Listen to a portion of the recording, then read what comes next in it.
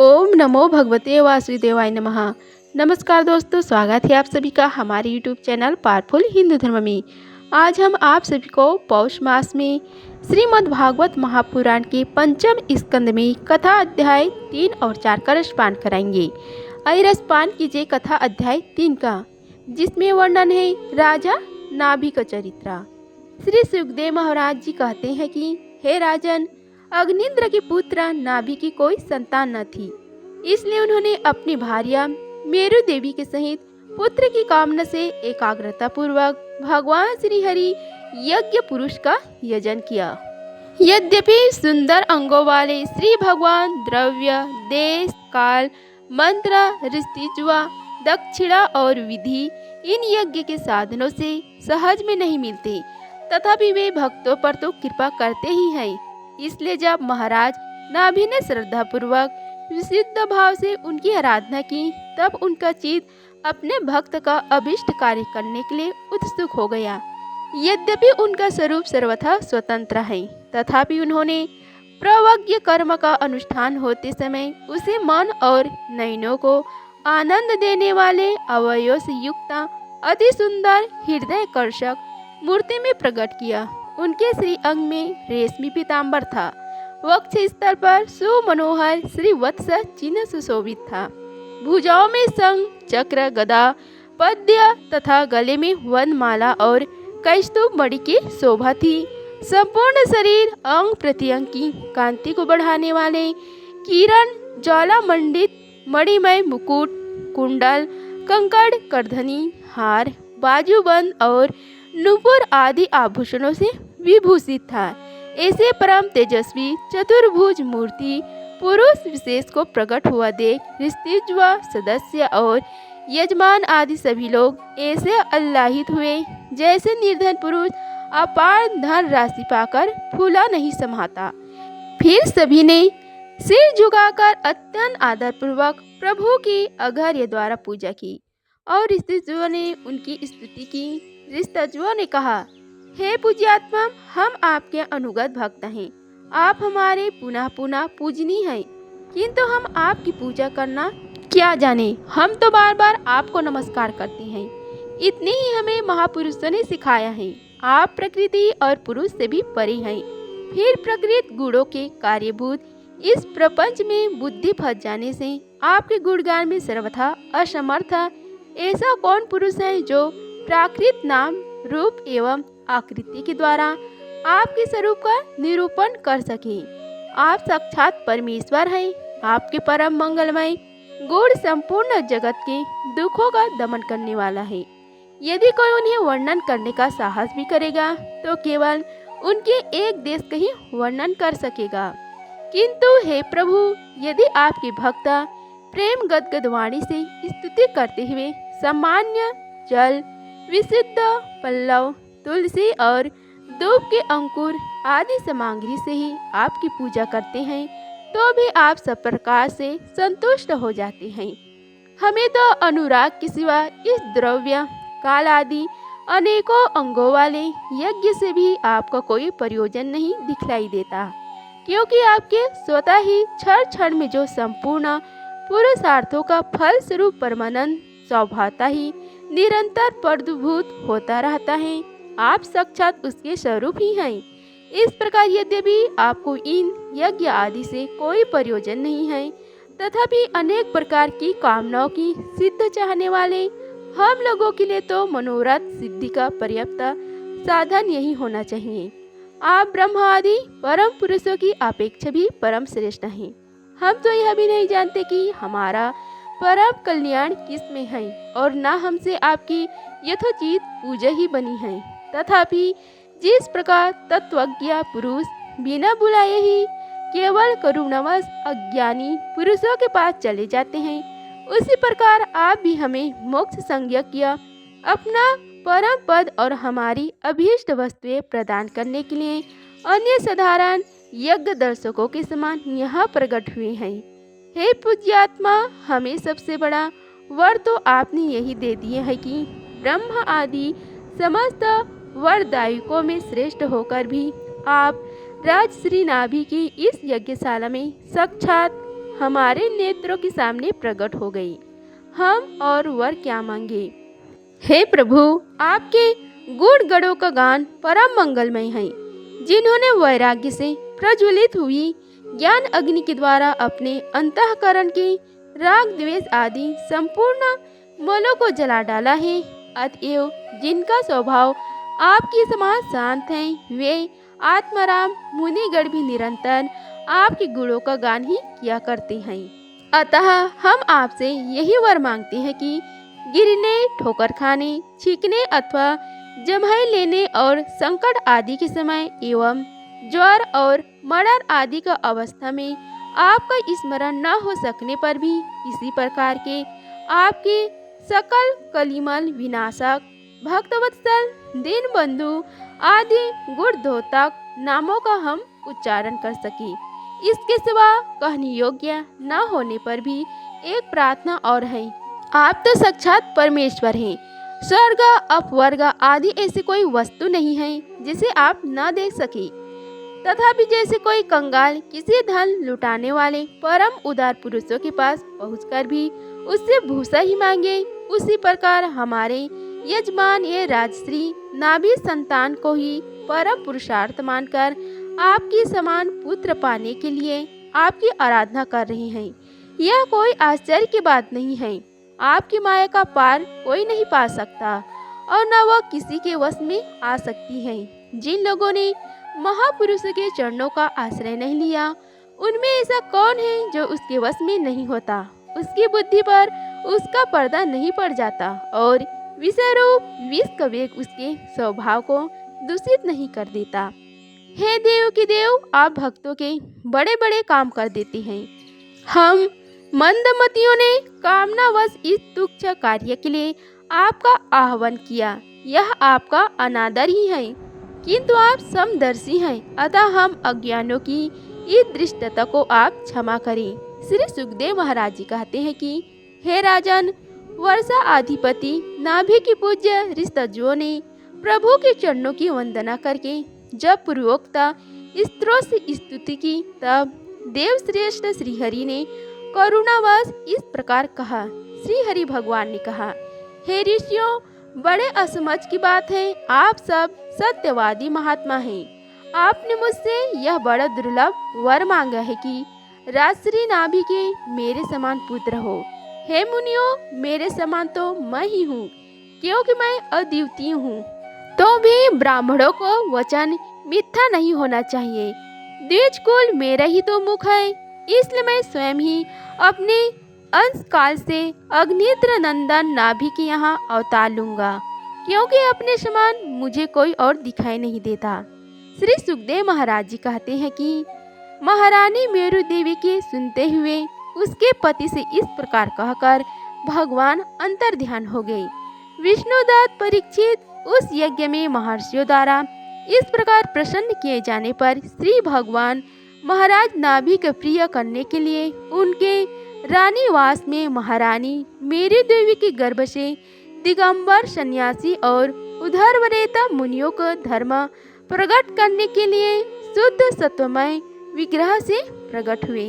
इति श्री भागवत महापुराण में पंचम स्कंद में नाभि चरित्र में कथा अध्याय 3 का समाप्त हुआ। आइए अब रसपान कीजिए कथा अध्याय 4 का, जिसमें वर्णन है ऋषभ देव जी का राज्य शासन। श्री सुखदेव महाराज जी कहते हैं कि हे राजन, नाभि नंदन की अंग जन्म से ही भगवान विष्णु के व्रज अंकुश आदि चिन्हों से युक्त थे। समता, शांति, वैराग्य और ऐश्वर्य आदि महाविभूतियों के कारण उनका प्रभाव दिनों दिन बढ़ता जाता था। यह देखकर मंत्री आदि प्रकृति वर्ग, प्रजा, ब्राह्मण और देवताओं की यह उत्कट अभिलाषा होने लगी कि यही पृथ्वी का शासन करे। उनके सुंदर और सुडैल शरीर, विपुल कीर्ति, तेज, बल, ऐश्वर्य, यश, पराक्रम और शूरवीरता आदि गुणों के कारण महाराज नाभि ने उनका नाम ऋषभ श्रेष्ठ रखा। एक बार भगवान इंद्र ने ईश्वरवश उनके राज्य में वर्षा नहीं की। तब योगेश्वर भगवान ऋषभ ने इंद्र की मूर्खता पर हंसते हुए अपनी योग माया के प्रभाव से अपने वर्ष अजनाब खंड में खूब जल बरसाया।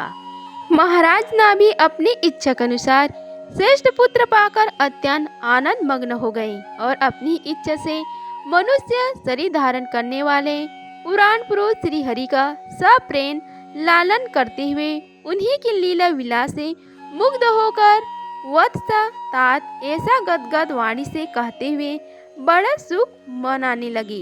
जब उन्होंने देखा कि मंत्रिमंडल, नागरिक और राष्ट्र की जनता ऋषभ देव से बहुत प्रेम करती है, तो उन्होंने उन्हें धर्म मर्यादा की रक्षा के लिए राज्य अभिषिक्त करके ब्राह्मणों की देखरेख में छोड़ दिया। आप अपनी पत्नी मेरु देवी के सहित बद्री आश्रम को चले गए। वहाँ अहिंसा वृत्ति से जिससे किसी को उद्वेग न हो ऐसी कौशलपूर्ण तपस्या और समाधियों योग के द्वारा भगवान वासुदेव के नर नारायण रूप की आराधना करते हुए समय आने पर उन्हीं के स्वरूप में लीन हो गए।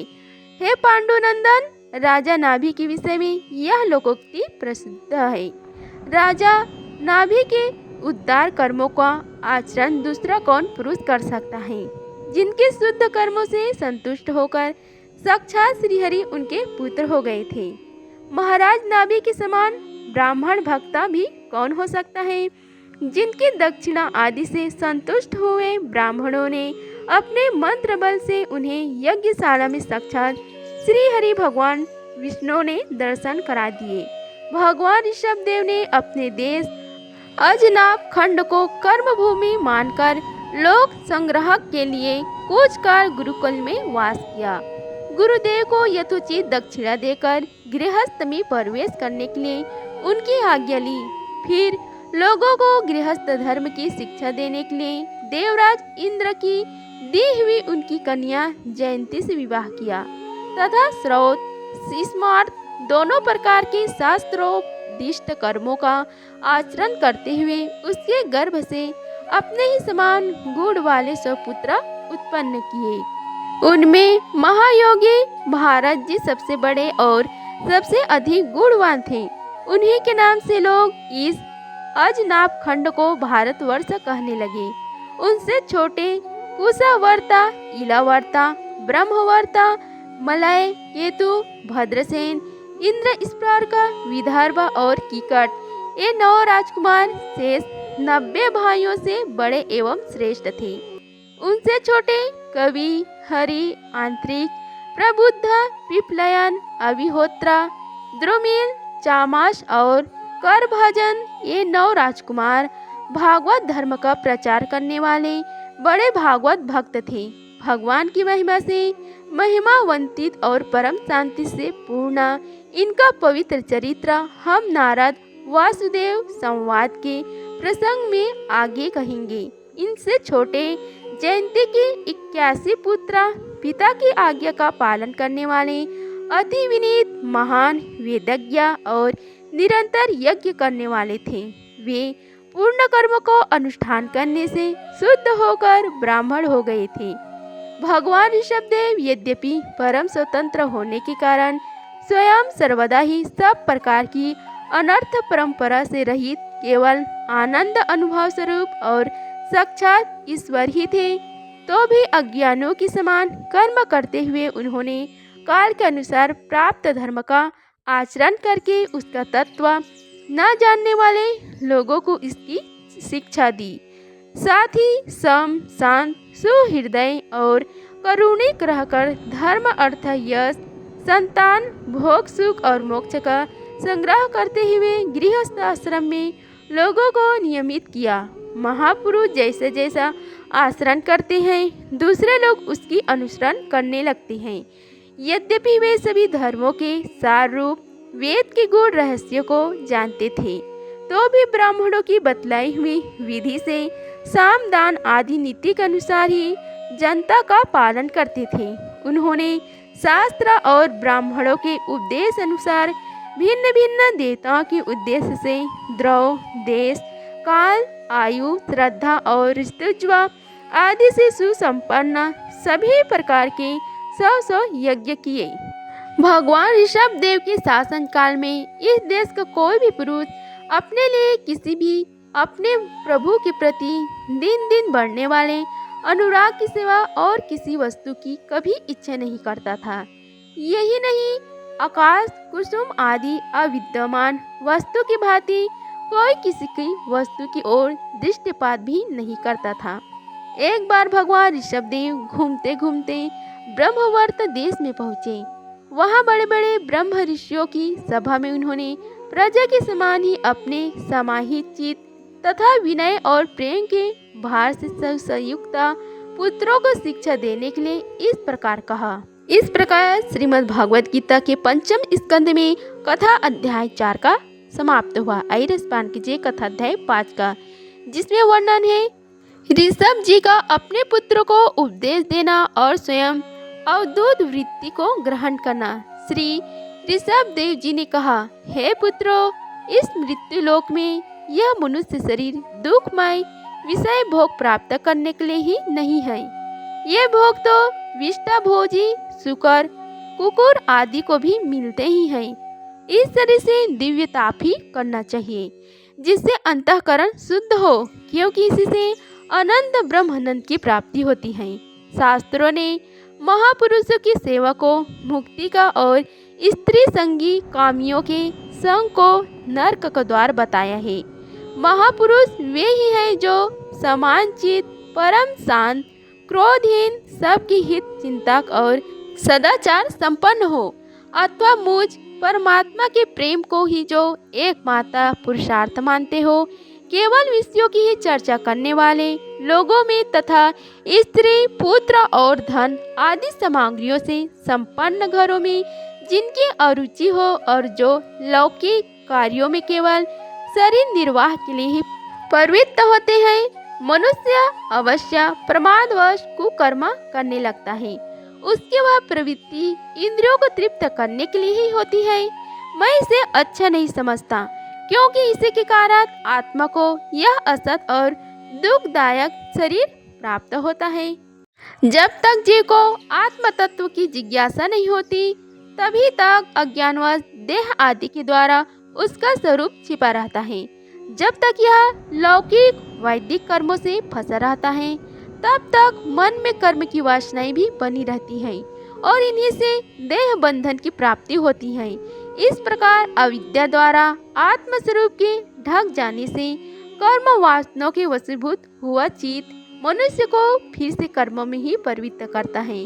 अतः जब तक उसको मुझ वासुदेव में प्रीति नहीं होती, तब तक वह देह बंधन से छूट नहीं सकता। सर्वार्थ में पागल जीव जब तक विवेक दृष्टि का आश्रय लेकर इंद्रियों की चेष्टाओं को मिथ्या नहीं देखता, तब तक आत्मस्वरूप की स्मृति खो बैठने के कारण वह अज्ञानवश विषय प्रधान गृह में आदि में आसक्त रहता है और तरह तरह के क्लेश उठाता रहता है। स्त्री और पुरुष इन दोनों को जो परस्पर दाम्पत्य भाव है, इसी को पंडित जन उनके हृदय की दूसरी स्थल एवं दुर्भेद्य ग्रंथि कहते हैं। देह अभिमान रूपी एक एक सूक्ष्म ग्रंथि तो उनमें अलग अलग पहले से ही है। इसी कारण जीव को देह इंद्रियों के अतिरिक्त घर, खेत, पुत्र, स्वजन और धन आदि में भी मैं और मेरेपन का मोह हो जाता है। जिस समय कर्म वासनाओं के कारण पड़ी हुई इसकी यह दृढ़ हृदय ग्रंथि ढीली हो जाती है, उसी समय यह दाम्पत्य भाव से निवृत्त हो जाता है और संसार के हेतुभूत अहंकारों को त्याग कर सब प्रकार के बंधनों से मुक्त हो परम पद को प्राप्त कर लेता है। हे पुत्रों, संसार सागर से पार होने में कुशल तथा धैर्य, उद्यम एवं सत्वगुण विशिष्ट पुरुषों को चाहिए कि सबके आत्मा और गुरु स्वरूप मुझ भगवान में भक्ति भाव रखने से, मेरे परायण रहने से, तृष्णा के त्याग से, सुख दुख आदि द्वंद्वों के सहने से जीव को भी सभी योनियों में दुख ही नहीं उठाना पड़ता। इस विचार से, तत्व जिज्ञासों से, तप से, सकाम कर्म के त्याग से, मेरे ही लिए कर्म करने से, मेरी कथाओं को नित्य प्रति श्रवण करने से, मेरे भक्तों के संग और मेरे गुणों के कीर्तन से, वैराग्य त्याग से, समता से, शांति से और शरीर तथा घर आदि में मैं मेरेपन के भाव को त्यागने की इच्छा से, अध्यात्म शास्त्र के अनुशीलन से, एकांत सेवन से, प्राण, इंद्रिय और मन के संयम से, शास्त्र और सत्पुरुषों के वचन में यथार्थ बुद्धि रखने से, पूर्ण ब्रह्मचार्य से, कर्तव्य कर्मों में निरंतर सावधान रहने से, वाणी के संयम से, सर्वत्र मेरी ही सत्ता देखने से, अनुभव ज्ञान सहित तत्व विचार से और योग साधन से अहंकार रूप अपने लिंग शरीर को लीन कर दे। मनुष्य को चाहिए कि वह सावधान रहकर अविद्या से प्राप्त इस हृदय ग्रंथि रूप बंधन को शास्त्रोक्त रीति से इन साधनों के द्वारा भली भांति काट डाले, क्योंकि यही कर्म संस्कारों के रहने का स्थान है। तदंतर साधन कभी प्रत्याग कर दे। जिसको मेरे लोक की इच्छा हो अथवा जो मेरे अनुग्रह की प्राप्ति को ही परम पुरुषार्थ मानता हो, वह राजा हो तो अपनी अबोध प्रजा को, गुरु अपने शिष्यों को और पिता अपने पुत्रों को ऐसे ही शिक्षा दे। अज्ञान के कारण यदि वे उस शिक्षा के अनुसार न चलकर कर्म को ही परम पुरुषार्थ मानते रहे, तो भी उन पर क्रोध न करके उन्हें समझा बुझाकर कर्म में प्रवृत्त न होने दे। उन्हें विशेषता युक्त काम्य कर्मों में लगाना तो ऐसे ही है जैसे किसी अंधे मनुष्य को जानबूझकर गड्ढे में ढकेल देना। इससे भला किस पुरुषार्थ की सिद्धि हो सकती है? अपना सच्चा कल्याण किस बात में है, इसको लोग नहीं जानते। इसी से वे तरह तरह की भोग कामनाओं में फंसकर तुच्छ क्षणिक सुख के लिए आपस में वैर ठान लेते हैं और निरंतर विषय भोगों के लिए ही प्रयत्न करते रहते हैं।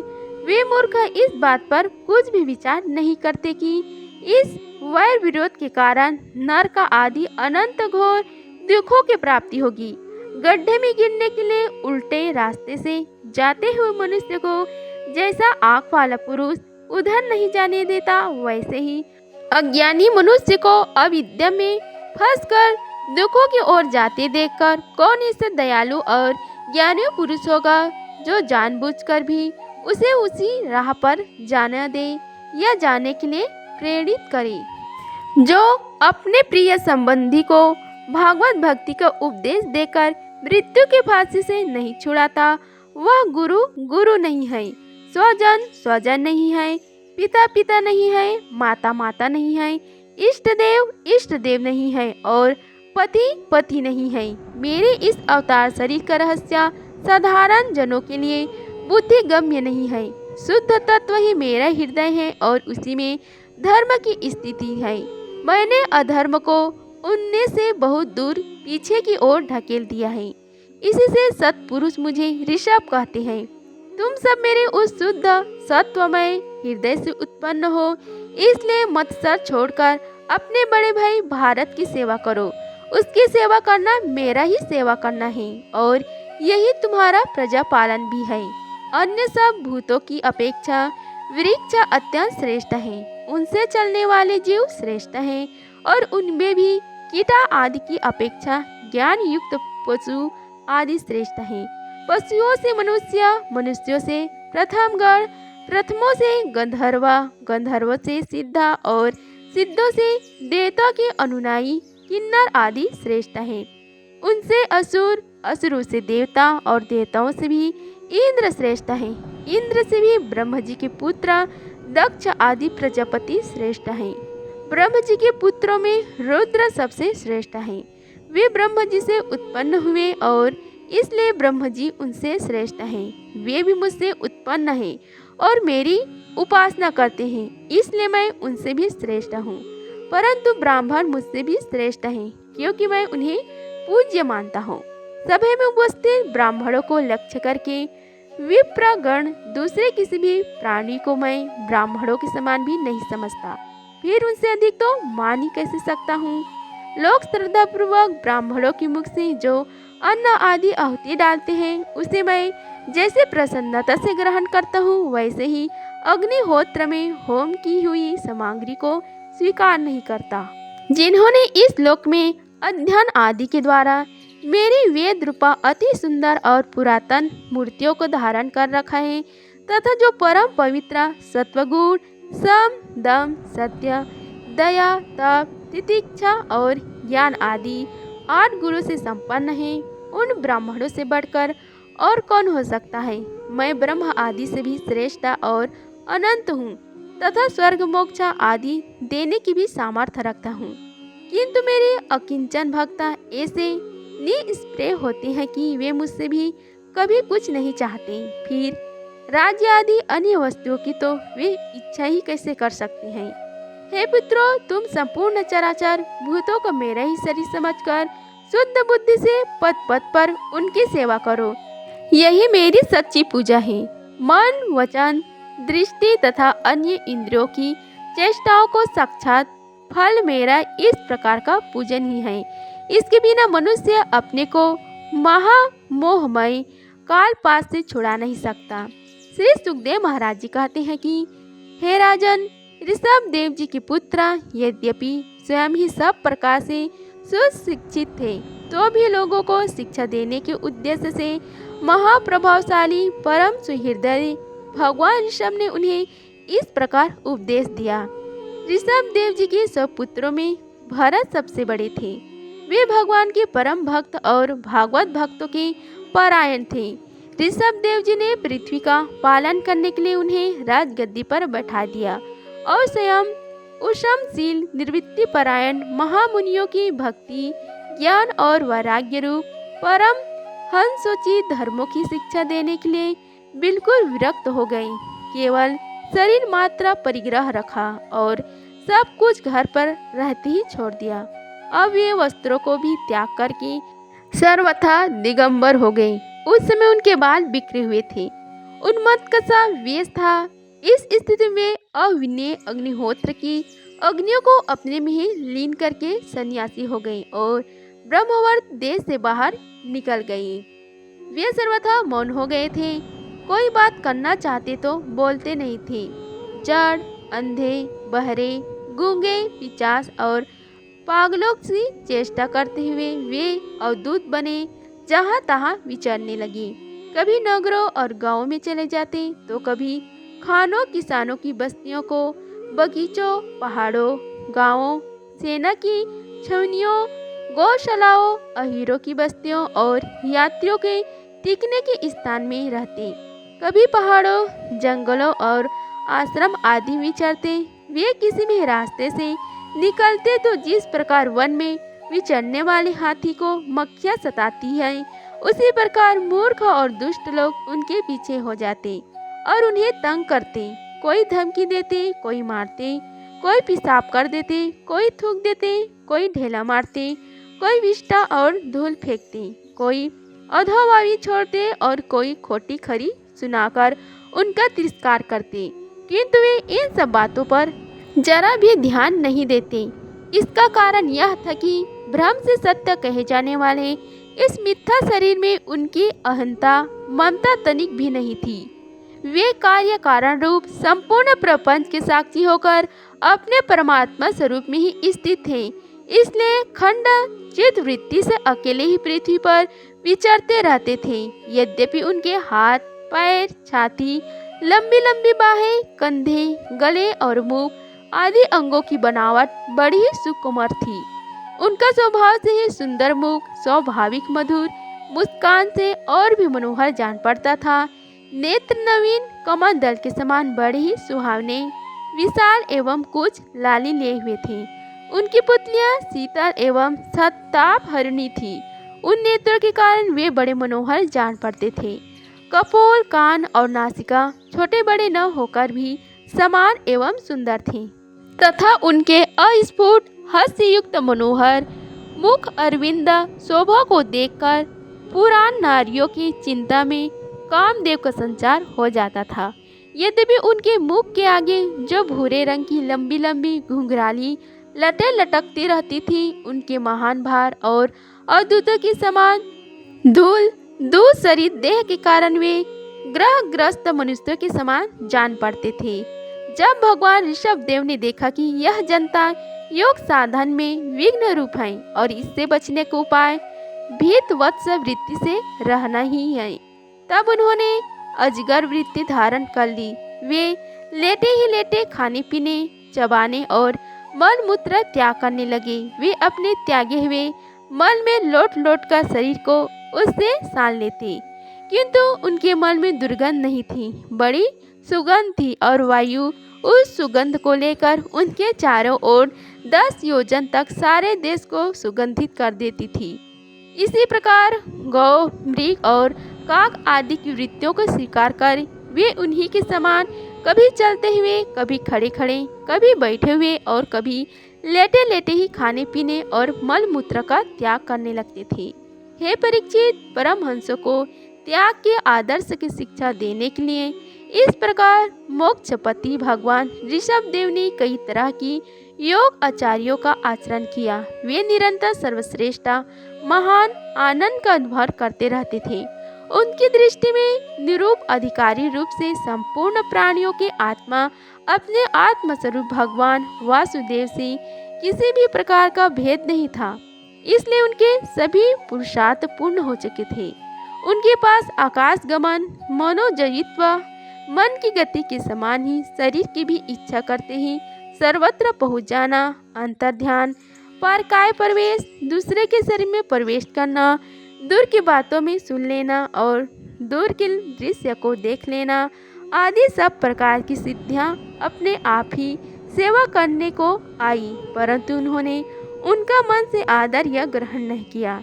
इस प्रकार श्रीमद् भागवत गीता में पंचम स्कंध में ऋषभ देव के अनुचरित पंचम अध्याय समाप्त हुआ। अगर आप सभी को हमारी वीडियो अच्छी लगी होगी तो वीडियो को लाइक कीजिए, चैनल को सब्सक्राइब कीजिए और कमेंट बॉक्स में ओम नमो भगवते वासुदेवाय लिखिए। धन्यवाद। मिलते हैं अगले वीडियो में, तब तक के लिए जय श्री राधे कृष्णा।